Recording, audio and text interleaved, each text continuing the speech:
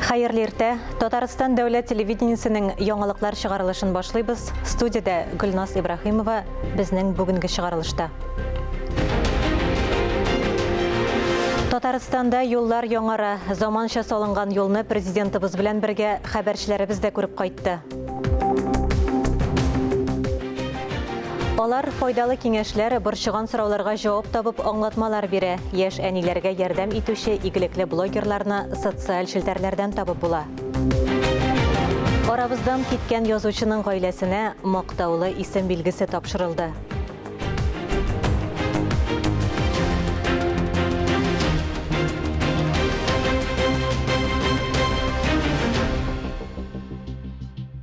Татарстанда төзекләндерүдән соң М7 Волга трассасы участогы ачылды. Сүз 735 һәм 753 чакрым аралыгындагы Чувашия белән Татарстан шигеннән алып, Яшел Үзән районы Исаково авылына кадәр булган юл турында бара. Хәзер анда 2 урынына 4 полоса, 20 сантиметрлы 3 асфальты бетон катламы һәм иң мөһиме куркынычсызлык күзлегеннән каршы хәрәкәт агымнары бүленгән. Бу турыда тулырак киләсе язмада. Яңа елдан гадәт буенча төзүчеләр үзләре үтә. Алар 4 елга якын М7 трассасының бу 17 чакрымлы өлешен Чувашия белән Татарстан шигеннән алып Исаково авылына кадәр төзекләндергәннәр. Эш барышында хәрәкәт тукталмаган. Постоянным переключением и движением, так как объект действующий, в этом большая сложность, особенно на таком. Бу гамәлдәге объект шуның белән катлаулы, бигрәк тә мондый тыгыз хәрәкәтле урында, иң авыры тимер юлда булды. Безнең анда вакыт буенча да катгый шикләүләр иде. Барлык кыенлыкларга да карамастан төзүчеләр булдырды, юлны вакытында тапшырдылар. Хәзер бу участок беренче Б категориялы. Монда 4 буй юл, һәр юнәлеш өчен 2-шәр. Сыйфатлы һәм чыдам өслекле, 20 см калынлыктагы 3 катлам асфальт бетон, тагын төзәтелгән кубетлар, юл киртәләре һәм су юллары. Запроектировано и построено 3 путепровода. Бездә 3 юл үткәргеч проектланган һәм төзелгән. Шуларның берсе тимер юл полотнасы өстендә, якынча 30 торба һәм 40 чакрым киртә. Киртәләр трассаның бу участогында куркынычсызлык дәрәҗәсен күпкә арттырачак. Хәзер бу мондый дәрәҗәдәге яңа юлга иң мөһим таләпләрнең берсе. Әлбәттә, уңайлык турында да беркем онытмый. Якындагы торак пунктларда яшәүчеләр өчен, җәяүлеләр өчен юллар белән 13 тукталыш төзегәннәр. Юл йортларга якын җирдә шау-шулы экраннар урнаштырылган. Сегодня почти 18 километров дорог реконструировано и отвечает всем современным требованиям. В первую очередь я хочу обратиться к нашим коллегам в Москве, Росавтодору, за ту системную плановую работу, которая проходит по всей стране, в том числе и по республике. Хотел бы передать слова благодарности руководству Росавтодора, но и всем специалистам. Второе, конечно, слова благодарности нашим дорожникам. Хәзер М7 трассасының 4 буйлы юлларының озынлыгы 300 километрдан артып китте. Бу сан Казан юнәлешендә тагын 2 кишәрлек бирелгәч, 2024 елга сизелерлек артачак. Шулпан Амери, Булат Шакиев, Александр Решоткин, Татарстан яңалыклары. Бүген үз һөнәри бәйрәмнәрен Россия Федерациясе эчке эшләр органнары хезмәткәрләре билгеләп үтә. Шул уңайдан Казанның Салават күпре микрорайонында тәртип саклау буенча җәмәгать пункты ачылды. Аны республика президенты Рөстәм Миңнеханов, республика буенча эчке эшләр министры Артем Хохорин һәм Казан мэры Илсур Метшин карады. Яңа учреждениенең төп бурычлары җәмәгать тәртибен саклау, юл хәрәкәте куркынычсызлыгын тәэмин итү, шулай ук балигъ булмаганнарның хокук бозуларын кисәтү. Яңа ачылган җәмәгать пунктында полициянең 6 участок вәкиле, балигъ булмаганнар эшләре буенча 2 инспектор һәм 2 муниципаль хезмәткәр эшли. Республика президенты каравыл пункты бүлмәләрен карады. Килүчеләрне кабул итү зоналары, хезмәткәрләрнең эш кабинетлары. Барлык бүлмәләр дә кирәкле җиһазлар белән тәэмин ителгән. Залесный торак массивы һәм Салават күпре торак комплексы территориясендә 90 күп фатирлы йорт һәм 27 меңнән артык кеше яши торган 2000гә якын шәхси йорт орнашкан. Якын арада Салават күпре торак комплексының 2нче чираты сафка баскач, халык саны тагын 5000гә артачак. Рөстәм Миңнеханов тиз үсә торган микрорайонда яшәүчеләрнең иминлеген тәэмин итүнең мөһимлеген билгеләп үтте. Ул тәртип саклау буенча өстәмә 2нче пункт ачу өчен тагын бер бина сайларга кушты. Бүген Казанда хәрби хезмәткә чакырылучы егетләрне җибәрделәр. 40-ка якын кеше Россиянең хәрби диңгез хезмәтенә китә. Тулырак киләсе язмада. Үтүкләнгән яшел күлмәк, җилкәләрдә погоннар, егетләр тормышында бу беренче хәрби форма. Тиз арада алар аны Россия хәрби диңгез флотының экипировкасына алмаштыра. Диңгезгә Татарстаннан беренче хәрби хезмәткә чакырылучылар китте. Узнал я об этом за неделю до того, как... Мине маршрутка җибәрәчәкләренә гаҗәпләнсәм дә, бик сөендем, чөнки монда минем дустым хезмәт итте. Китәр алдыннан соңгы сәгатьләрен өйдә якыннары янында үткәрәләр. Алда авыр, әмма кызыклы хезмәт көтә. Настоящая мужская дружба. Чын ирләр дуслыгы армиядә туа. Бу турыда онытмагыз. Дустыгызны хуплагыз, туганнарыгызны һәм якыннарыгызны онытмагыз. Ешрак языгыз, шалтыратыгыз. Без барыбыз да сезнең өчен борчылабыз. Шулай итеп, ноябрь аенда гына да 100 яшь солдат бөтен Россия буйлап төрле хәрби бүлекләргә, Мәскәү Кремленең президент полкы, Кара диңгез фәнни роталарга юлга чыга. Настрой серьезный, боевой. Әзерлек көчле, җитди, хезмәткә әзермен. Иң мөһиме барысы да яхшы булсын. Барлыгы көзге кампанияга республикадан кораллы көчләргә 3000 кешене җибәрү планлаштырыла. Хәрби хезмәткә чакыручыларның берсе дә махсус хәрби операциягә җәлеп ителми. Алия Галиуллина, Диана Дасаева, Дамир Мөхәммәтханов, Татарстан яңалыклары. Су буе чират. Түбән Каманың газ хезмәтенә килгән шәһәрдәшләр шулай дип зарлана. Кешеләр борчыган сорауларын бирер өчен шалтырата алмыйлар. Шуңа мәсьәләләрен шишәр өчен газ хезмәтенә киләләр. Нәтиҗәдә анда шәһәр генә түгел, авыллардан килгән кешеләрдән дә зур чиратлар җыела. Моның төп сәбәбен хәбәрчеләребез дә ачыклады. Түбән Каманың газ хезмәте коридорында алма төшерлек тә урын юк. Һәрбер кеше үз проблемасы белән килгән. Барысы да абонентлар бүлегенә чират торалар. Торалар ул кешеләргә ордер инде. Яшьләргә инде. Бары җирең булмаса тагын. Эштә булмасаң, бары җирең булма. Ашыкмасаң, көтергә була. Шулай да эшчеләр күбрәк кирәк. Чиратта торучыларның күпчелеге исәпләү җайланмасы күрсәткечләрен бирә алмауларына борчылалар. Шунда 1 октябрьдан газ компаниясының исәп-хисап счеты үзгәрә. Тик әлегә аны элеккесе буенча кабул итәләр. Әмма газ өчен дәүләт хезмәтләре порталы аша түләп булмый. Безнең программа яңа платформага күчә, шуңа күрә кайсы бер авырлыклар туры килә. Һәм яңа абонентлар бүлеге ачыла, безнең ремонт бара. Шуңа күрә бу вакытлыча гына авырлыклар. Шалтырата алмауга килгәндә моның да үз сәбәбе бар. Түбән Кама газ идарәсендә белешмәләр өчен бер генә телефон. Белгечләр һәрбер кешегә җавап бирергә җитешми икән. Газ өчен күрсәткечләрне торак коммуналь хуҗалыгы хезмәтләре өчен түләгәндә тапшырып була. Квитанциядә яңа счет күрсәтелгән, тик система әлегә 2 банк, Акбарс һәм Сбербанкка көйләнгән. Түбән Кама газ идарәсендә ремонт яңа елга кадәр тәмамланыр дип белдерделәр. Белгечләр әйтүенчә, шул вакытка хәлләр яхшырырга тиеш. Өстәмә 5 эш урыны һәм электрон терминалда барлыкка киләчәк. Соңгы вакытларда төрле социаль челтәрләрдә блогер булып теркәлүчеләр саны көннән-көн арта. Хезмәтләренә карап, максатлары да төрлечә. Алар һәрберсе оригиналь мәзәк, видеолар, постлар тәкъдим итә. Араларында файдалы киңәш, кызыклы һәм тормыш өчен кирәкле мәгълүмат бирүчеләр дә җитәрлек. Алдагы язмабыз әнә шул хакта.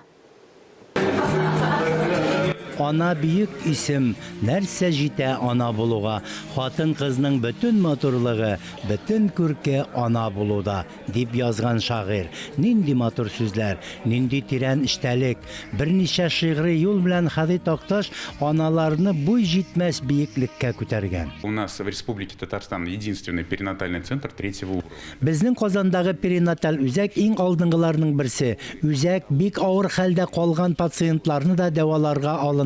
Алсу белән Екатерина да безнең үзәк пациентлары. Соңрак алар бәбиләрен тапканнан соң булачак әниләргә ярдәм итү йөзеннән социаль челтәрләрдә зур эш алып бара башладылар. Алар безнең үзәк белән булачак әниләр арасында арадашчы булып торалар. Һәм мин әйтер идем, безнең эшебездә үсәр өчен, югары баскычларга күтәрелер өчен дә зур ярдәм күрсәтәләр. Бүген без аларга рәхмәт сүзләребезне җиткерергә уйладык.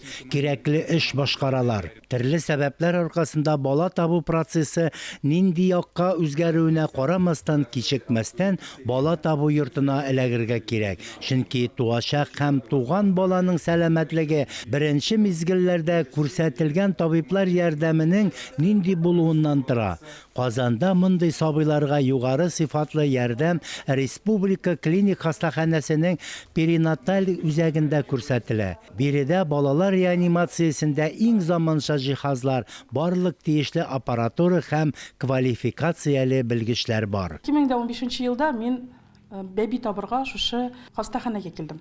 Минем хәлем авыр иде. Бер роддомда РКБдан башка мине алмады. Һәм бала тапканда да минем барысы да кинәт булып чыкты. 8 айлык мин улымны таптым. Һәм шушы рәвештә мин үземнең табибларыма бик зур рәхмәтле идем. Менә рәхмәтемне ничек белдерергә белмәдем мин, чөнки мин үзем дә үлемнән калдым, һәм минем малаем да исән калды. Менә инде 7 ел үтте, шушы блогымны ясадым. Ул чакта мондый 30-40 меңлек блог булыр дип уйламаган идем мин дөресен әйткәндә. Ничек мин бу группаны ясадым? Менә 2015 елда РКБ турында ниндидер начар фикерләр йөриләр иде. Менә табиблар турында бөтенләй информация юк. Авылдан килгән аналар өчен, районнан килгән аналар өчен шушы информацияны булдырырга тырыштым. РКБның бөтен табибларына зур рәхмәтемне белдерәсем килә, чөнки аларның ярдәме булмаса, бу блог булмас иде. Алар һәр вакыт бөтен сорауга җавап биреп торалар. Менә гади генә проблема булып тоелган проблеманы да алар зурга күтәреп, шул ук секундта җиңәләр, җитешәләр, менә ярдәм итәләр, ах итеп торалар. Бөтен информация безнең блогта бар. Авыр вакытларда ананың да, баланың да тормышы кыл өстендә була. Аларга ярдәм итү бик авыр, ләкин табиблар кулларыннан килгәнне барысында эшләргә тырышалар. В 2018 году здесь проходили мои роды. Мин 2018 елда әлеге үзәктә дәваланып бәби таптым. Табиблар минем тормышымны саклап калдылар, чөнки миндә йөрәк авыруы бар иде. Бүтән хастаханәләр берсе дә мине дәваларга алынмадылар. Әлеге үзәк табибларының зур тырышлыгы белән мин исән калдым. Бәбием дә таза сау булып туды. Аларга рәхмәт йөзеннән мин дә алсу башлаган эшкә кушылдым. Булачак әниләр алдында туган авыр сорауларга бергәләп җавап эзлибез. С 2018 года помогаю Алсу вести группу будущих мам. 2018 елдан Алсуга мин дә ярдәм итәм. Булачак әниләр белән без һәр вакыт тыгыз элемтәдә торабыз. Аларны нинди генә авыр хәлдә калсалар да бәби табудан курыкмаскан дибез. Үзәктәге табиблар аларның мөмкинлекләре, бәби табырга килгәнче әзерләнү чоры һәм башка туган сораулар турында сөйлибез. Дөрес итеп аңлатмалар бирергә тырышабыз. Әлбәттә, бүген һәр кайсыбызны да үзенә күрә блогер дип әйтергә мөмкин. Барыбызда да кәрәзле телефоннар, социаль челтәрләрдә шәхси аккаунтларыбыз бар. Ләкин башкалар өчен ниндидер файдалы киңәшләр, борчыган сорауларга җавап табып аңлатмалар биреп ярдәм кулы суза алабыз икән. Димәк, бу шөгыль һәммәбез өчен дә күпмедер әһәмияткә ия. Фәннур Хәсәнов, Иван Худяков, Татарстан яңалыклары. Эфирда яңалыклар программасы дәвам итәбез. Агачлар җимеш бирә, үсемлекләр көннән-көн яхшырак үсә. Татарстанда аномаль җылылык саклана. Ял көннәрендә тагын да җылырак булыр дип көтелә. Температура 5 градуска югарырак күтәрелергә мөмкин. Республикада җылылык озак торырмы? Бу хакта алдагы язмада. Бу вакытта агачлар кар белән каплана, ләкин бу елны көз китәргә ашыкмый. Дендрарий көтмәгәндә якты буяулар белән уйный башлый. Дөрес, төнге салкыннар октябрь ахырында үсемлекләргә зыян иткән. Хәзер иң чыдамнары гына калган. И мы замечаем, что осенью настало намного. Көз бу елны 2-3 атнага озынрак булды. Үсемлекләрнең чәчәк атуларында иртәрәк яисә соңрак күзәтә алабыз. Төрле вакытта орлыклары өлгерә. Бу чорда үсемлекләрнең икенче тапкыр чәчәк атуы еш күзәтелә. Һава торышы үзгәрешләре моның белән генә чикләнми. Якын көннәрдә республикадагы температура нормадан югарырак була, атна ахырына тагын да җылырак булыр дип көтелә. С южными потоками на нашу территорию будет поступать относительно. Якын арада республикада актив Атлантик циклон йогынтысы була. Тоташ болытлы һава төнге температураларга түбән төшәргә мөмкинлек бирмәячәк. Шушы көннәрдә температура климат нормасыннан 4-5 градуска югары була. Ноябрь алга таба көтелмәгән һава торышы белән гаҗәпләндермәс һәм климат нормаларына якын булыр дип фаразлый синоптиклар. Алия Галиуллина, Ралина Абрамова, Ири Хамидуллин, Татарстан яңалыклары. Күренекле язучы Захит Мәхмүдигә исән чагында тапшырылып өлгермәгән Татарстанның атказанган сәнгать эшлеклесе мактаулы исеме аның гаиләсенә тапшырылды. Гадәти булмаган утырыштан журналист Ләлә Зәйнуллин репортажы. Татар әдәбиятында үз урыны булган язучы Захит Мәхмүдигә Татарстан президенты указы белән Татарстанның от казанган сәнгать эшлеклесе мактаулы исеме бирелә. Әмма язучыга ул исән чагында пандемия сәбәпле тапшырылмый кала. Рухы шат булсын Захитның, шуннан да безнең әдәбиятта үзенең бик үзенчәлекле урыны бар иде. Без беркемнән атарга тиеш түгел. Мактаулы исемнең күкрәк билгесен һәм документларын Татарстан язучылар берлеге утырышында хатыны Рәшидә Мәхмүтова һәм балалары кабул итеп алды. Без бик яшәдек, матур яшәдек. Захит Мәхмүди бик тырыш, бик эшчән кеше иде. Үзе дә 1 минут тик тормады, гаиләсендә тик торгызмады. Язучы әдипләр җыелган җирдә шигырьсез булмый әлбәттә. Утырыш барышында татар поэзиясына багышлап чыгарылган Хаҗа төрек журналы тәкъдим ителде. Журналда басылган кайбер шигырьләрен Фәнил Гыйлаҗев, Рифат Сәлах, Лилия Габайдуллина укыды. Алай кыска түгел безнең тарих, төркиләрнең адди улысын, үлтәгенең батый ханлыгына искә алыйк, Идел, Чулман, Мукрат һәм Ширмешән. Шул ук шигырьләрне Фатих Кутлу төрек телендә яңгыратты. Ул 13 татар китабын төрек теленә әзерләп чыгара. Хәзер шигырьләрдә тәрҗемә итә. Азалдым да көчülmedim, ama aşındım sanki ben, değiştim. Журналда татар шигъриятының үткәне, бүгенгесе һәм киләчәге турында Иркаи Зайдулла белән саллы әңгәмәдә урнаштырылган. Менә 20-нче гасырда актив иҗат иткән шагыйрьләрнең шигырьләре урын алган. Бу чыннан да тере укучысына бик кызыклыдыр дип уйлыйм. Аны гомән Төркиядәге матбугат газеталар язып чыктылар. Татар поэзиясе белән танышыр өчен бу бик шәп jurnal çıkan deyip. Türkiye'de Hece jurnalı, ataklı şiiriyet sanlarının basatırman jurnal, bir sanın mahsus Tatar şiiriyetine, hazırki zaman 21. asır Tatar şiiriyetine bağışlap çıkardı. Fakirimize müracaat etkenleriydi bu hizmet proyekt boyunca. Biz Tataristan Yazıcılar Birliği reisi bilen kengeşleştik de alar kengeşleşip 20 şairini bilgilediler. Mahsus san hazırlandı. Шулай ук язучылар соңгы елларда әдәби тәнкыйть юнәлешенең аксавын билгеләде. Берлеккә яңадан 3 язучыны күпчелек тавыш белән кабул итү әлеге өлкәгә яңалык алып килми калмас. Ләлә Зайнуллина, Ирек Хамидуллин, Татарстан яңалыклары. Тапшыруыбызны агробизнес сәхифәсе белән дәвам итәбез. Сәхифәдә авыл хезмәтчәннәре. Алар җитештергән продукция гомумән республикабызны азык-төлек белән тәэмин итүчеләр турында сөйләрбез. Сүзне Динә Нәҗметдиновага бирәм. Хәерле иртә. Эфирда агробизнес сәхифәсе. Урып җыю эшләренең барышы турында Татарстан Республикасы хөкүмәт йортында узган киңәшмәдә Татарстан Республикасы премьер-министры урынбасары, авыл хуҗалыгы һәм азык-төлек министры Марат Жаббаров сөйләде. Киңәшмәне Татарстан Республикасы президенты Рөстәм Миңнеханов үткәрде. Республикада көнбагыш һәм ашлы кукурузын җыю финалына якынлаша. Урып җыю эшләрен түбән температура булса да башкарырга ярый. Ләкин бәрәңге, яшелчә һәм шикәр чигендерен җыю өчен һава шартлары аеруча яхшы булырга тиеш. В целом валовый сбор картофеля составил 121 тысяча тонн с урожайностью 276,8 центнеров с гектара, овощей 45 тысяч тонн с урожайностью 185,7 центнеров с гектара. За прошедшие 2 недели в среднем по республике выпало 26 миллиметров осадков. Несмотря на неблагоприятные погодные условия, их уборка продолжалась.